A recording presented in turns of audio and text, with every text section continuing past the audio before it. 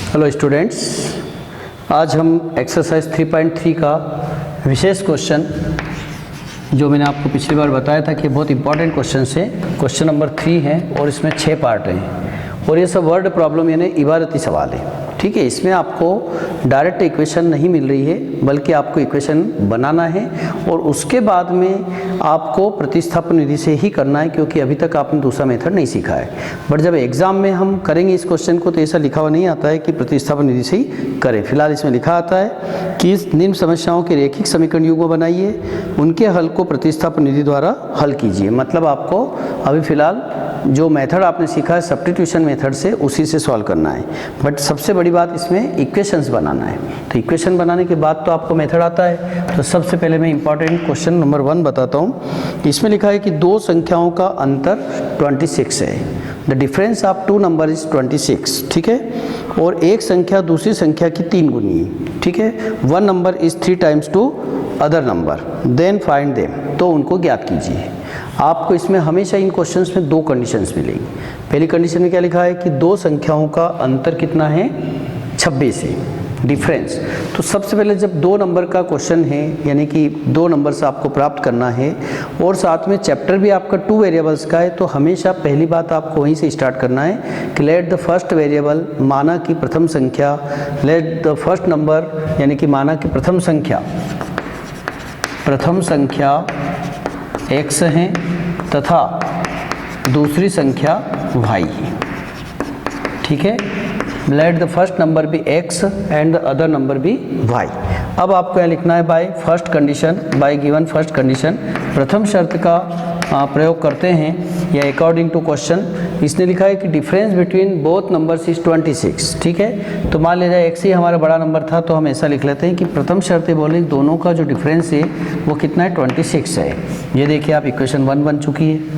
तो हमेशा एक कंडीशन को पढ़ने के बाद एक इक्वेशन आप बना लीजिए, उसके बाद ही दूसरी कंडीशन को पढ़ें। ठीक है, तो दूसरी कंडीशन में लिखा था कि एक संख्या दूसरी संख्या की 3 गुनी है, one number is 3 times to other number. तो दूसरी शर्त अगर यूज़ करते हैं तो देखिए आप दूसरी शर्त से यानी बाय सेकंड कंडीशन, यहाँ अगर ये फर्स्ट नंबर लिया था और ये सेकंड नंबर है, तो इसने कहा कि फर्स्ट नंबर जो पहला नंबर है वो दूसरे नंबर से पहले से ही कितना है, 3 गुना है। तो यानी ये 3 टाइम्स पहले से है, मीन्स आप 3 का मल्टीप्लाई इधर करेंगे। ठीक है, ये बहुत बार अक्सर बच्चे मल्टीप्लाई करने में दिक्कत करते हैं कि किधर मल्टीप्लाई करना सर।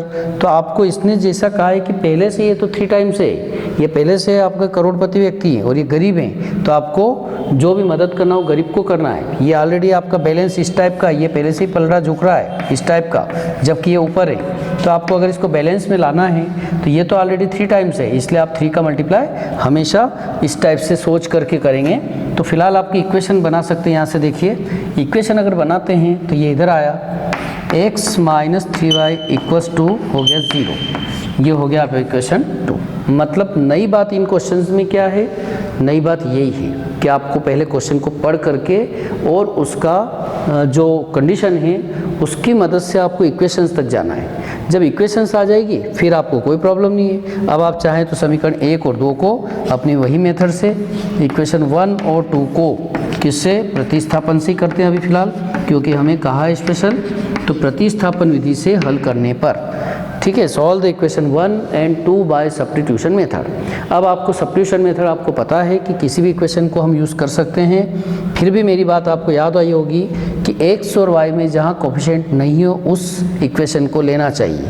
तो जैसे यहाँ पर नहीं है, यहाँ नहीं और यहाँ भी नहीं है, तो कोई चाहे कि सर इस बार इक्वेशन 2 से लेके बताइए कि इसमें भी तो x का वैल्यू नहीं है, मतलब x के साथ कोफिशिएंट नहीं है, तो क्यों ना हम इस बार इक्वेशन 2 का यूज़ करते हैं। देखिए आप, मैं लेता हूँ समीकरण 2 से, अगर इक्वेशन 2 का यूज़ करता हूँ तो देखिए आप क्या मिल रहा है। इस x के साथ कोई नहीं है, इसलिए मैं x का वैल्यू निकालूंगा, 1 होता है अपने आप में, ये 3y। ये आ गई आपकी इक्वेशन नंबर 3। मेथड वही है, मेथड में कोई चेंज नहीं। मैंने आपको कहा था जब इक्वेशन 1 का यूज़ करते और जो x आता था उसको 2 में पुट करते। इस बार आपने किसको यूज़ किया है, पहले 2 को, तो किस में पुट करेंगे ये वाला वैल्यू, 1 में। बिल्कुल ठीक है, तो हम लिखेंगे कि समीकरण 1 में x का मान रखने पर, putting the value of x in equation 1, तो यहाँ पर अगर हम रखते हैं तो x की जगह वैल्यू रखने जा रहे हैं हम 3y minus y equals to 26। Okay, ठीक है। क्या किया मैंने बताइए, x का जो वैल्यू था 3y, इसको मैंने यहाँ पुट किया है। देखिए x minus y equals to 26 था, x की जगह 3y रख दिया। 3y माइनस वाई करने से आया आपका 2y इक्वल्स टू 26, और इसलिए y का वैल्यू हो गया 26/2। ठीक है ना, ये हो गया आपका 13। जब एक वैल्यू आ जाती है किसी की भी x या y की, तो उसको हम हमेशा इक्वेशन 3 में पुट करने से दूसरा वैल्यू प्राप्त कर सकते हैं। यानी y के मान को, y का मान समीकरण 3 में रखने पर, अगर 3 में रखते तो देखिए आप इक्वेशन 3 थी आपकी x minus 3 times of y का वैल्यू अपने पास 13 इक्वल्स टू 0। 13 और 3 का मल्टीप्लाई करेंगे 39 बनेगा, यानी x का वैल्यू हो गया आपका 39। ये देखिए यहाँ से लगा करके यहाँ तक का क्वेश्चन तो आपका पुराना हो गया, प्रतिस्थापन विधि का ही। केवल नई बात इस क्वेश्चन ये था कि हमने कंडीशन कैसे बनी। तो मैं एक बार और समझा देता हूँ कि कंडीशन कैसे बनी थी। स्टार्टिंग में लिखा था कि the difference between two numbers is 26। दो संख्याओं का जो अंतर है वो कितना है, 26 है। ये देखिए अंतर का मतलब माइनस, ठीक है, डिफरेंस था। यहाँ पर ऐसा भी क्वेश्चन आ सकता है, the sum of two numbers is 26। दो संख्याओं का योग 26 है, तो ऐसी पोजीशन में हम प्लस ले लेते। फिर आपका one number is 3 times to other number, एक संख्या दूसरी की 3 गुना है, तो x equals to 3y use कर लिया। इसी से आपने इक्वेशन फॉर्म में बनाया। उसके बाद में वही पुराना प्लेटफॉर्म है आपका, वही मेथड है प्रतिस्थापन। किसी एक इक्वेशन को उठाओ, दूसरे में वैल्यू पुट कर दो। ठीक है, तो जैसे x और y की वैल्यू आए, ये आपके आंसर आ गए। अब हम वापस आते हैं कि क्वेश्चन क्या था हमारा।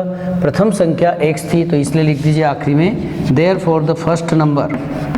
प्रथम संख्या जो आई वो x थी, और x का वैल्यू कितना आया 39, और साथ में दूसरी संख्या हमारी y थी, तो दूसरी संख्या यानी कि the other number is y कितना आया था 13। अब हम इसको चेक भी करेंगे। चेक किसी एक कंडीशन को अप्लाई करके देख लीजिए आप। इसलिए भाई दो संख्या ऐसी बताओ जिनका डिफरेंस 26 हो।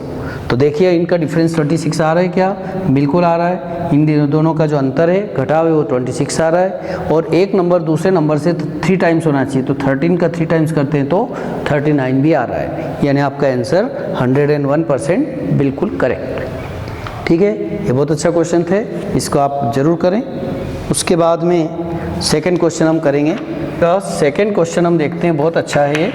ठीक है, इसमें लिखा है कि दो संपूरक कोणों में बड़ा कोण छोटे कोण से 18 डिग्री अधिक है। सबसे ज़रूरी बात है इसमें, और उन्हें ज्ञात करना है। मतलब दो संपूरक कोण हैं, और संपूरक कोण में एक जो कोण है, बड़ा कोण जो रहता है वो छोटे कोण से 18 डिग्री अधिक है। ये क्वेश्चन है। संपूरक मीन्स आपके सप्लीमेंट्री एंगल, और संपूरक कोण की विशेषता होती है कि दो कोण ऐसे होते हैं जिनका योग क्या रहता है 180 डिग्री रहता है। इस टाइप से रहते हैं वो, ऐसे मान लीजिए ये x है, ये y है, तो दोनों कोण मिला करके कितना होता है, हमेशा 180 डिग्री होता है। तो ऐसे कोणों को हम समपूरक कोण कहते हैं, और जिसको हिंदी में इंग्लिश में बोलते हैं सप्लीमेंट्री एंगल। ठीक है, जैसे कॉम्प्लीमेंट्री होते थे पूरक कोण कहलाते थे, तो वो आपके दोनों का जो योग रहता था वो 90 होता था, और समपूरक में क्या याद रखना आपको 180 होता है। तो पहला काम तो हमेशा वर्ड प्रॉब्लम वाले क्वेश्चन में जो आपके इबारती सवाल है उनमें हमेशा मानना चाहिए, लेट करके चलना चाहिए कि भाई माना कि एक कोण आपका x है तो दूसरा y है, या बड़ा कोण आपका x ले रहे हो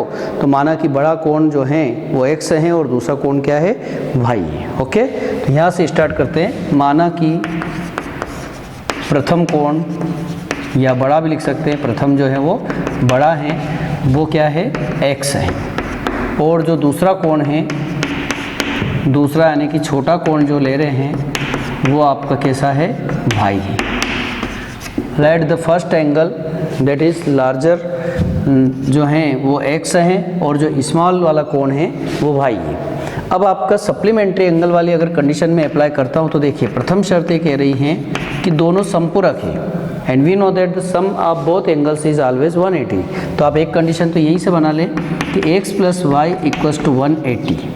ये विशेष बात आपको याद रखना थी, क्योंकि 180 क्वेश्चन में कहीं लिखा हुआ नहीं है, उसकी बजाय लिखा है समपूरक।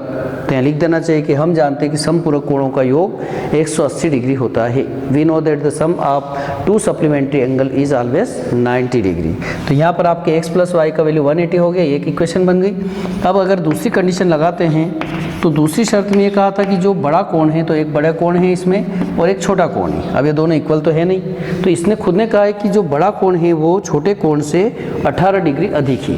ये ऑलवेज मतलब ऑलरेडी 18 ज़्यादा है, और अगर ज़्यादा है तो मैंने अभी आपको बैलेंस बताया था कि ये पहले से झुका हुआ है, तो इसलिए आप इधर प्लस का 18 करेंगे, ठीक है, क्योंकि ये 18 पहले से है, ठीक है ना। अब इसको इक्वेशन अगर बनाते हैं तो x minus y equals to हो जाएगा 18।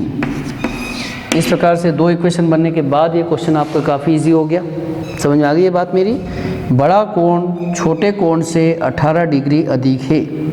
The large angle is already 18, ठीक है, मोर देन स्मॉलर एंगल। तो यहाँ पर आपको इसने लिखा था कि जो बड़ा कोण है वो 18 पहले से ही ज़्यादा है, तो हमने 18 को इधर प्लस कर दिया। इस प्रकार से आप एक इक्वेशन और बना लें, फिर इक्वेशन 1 और 2 को सॉल्व कर लेते हैं। इक्वेशन 1 और 2 को अगर सॉल्व करते हैं तो यहाँ पर आप वही अगर सब्स्टिट्यूशन मेथड से करते हैं तो solve the equation 1 and 2 by substitution method, ठीक है। तो सब्स्टिट्यूशन मेथड से करते तो इक्वेशन 1 से स्टार्ट कर लेते। देखिए आप इक्वेशन 1, फ्रॉम इक्वेशन 1 x का वैल्यू फाइंड करते हैं।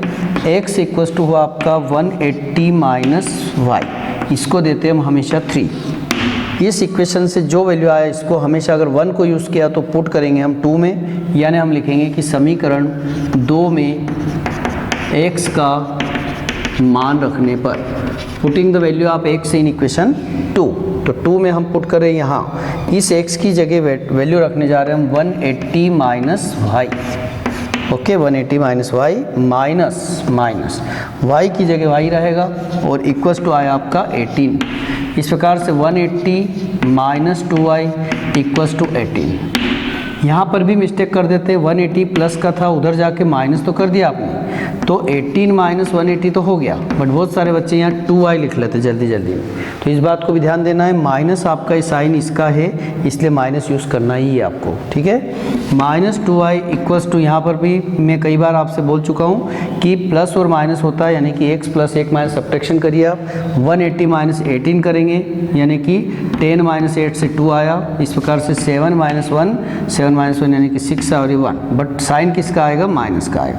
इस प्रकार से हम देख रहे हैं कि माइनस से मल्टीप्लाई कर दीजिए माइनस से बोथ साइड, तो ये 2y इक्वल्स टू 162 आया पॉजिटिव, और इसलिए y का वैल्यू हो गया आपका 162 और अपॉन में हो जाएगा 2, क्योंकि यहाँ पर ये गुणे के रूप में है, और जब इधर शिफ्ट करते तो वो डिवाइड फॉर्म में हो जाता है। इसको कैंसिल करेंगे 81 टाइम्स हो जाएगा। इस प्रकार से y का वैल्यू आया 81, यानी x का जो आंसर आया था वो तो था आपका नहीं, अभी y का आया। अब हम x का निकालना चाहते हैं तो क्या करेंगे, y का मान समीकरण 3 में रखने पर, ठीक है, समीकरण 3 में ही रखना है ऑलवेज। तो 3 इक्वेशन थी हमारे पास, x equals to 180 minus y, और y का जो वैल्यू आया है वो आया आपका 81, और इसलिए x का वैल्यू हो जाएगा आपका 99, ठीक है। इसमें से माइनस करेंगे 99 बचेगा, यानी कि आपका जो बड़ा एंगल है वो x लिया था, यानी आप लिख सकते हैं कि बड़े कोण का मान तो प्राप्त हुआ आपका 99, और छोटे कोण का मान प्राप्त हुआ है y यानी कि 81, ओके। दोनों मिलकर के आपके कितना होना चाहिए, 180 होना चाहिए, आ रहा है। और ये भी एक कंडीशन थी कि जो बड़ा कोण है वो छोटे कोण से कितना होना चाहिए, 18 डिग्री जो है वो ज़्यादा होना चाहिए।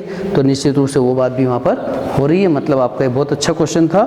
तो इस प्रकार से अभी 4 क्वेश्चंस और इसमें बाकी हैं, वो हम नेक्स्ट वीडियो में देखते हैं। Thank you.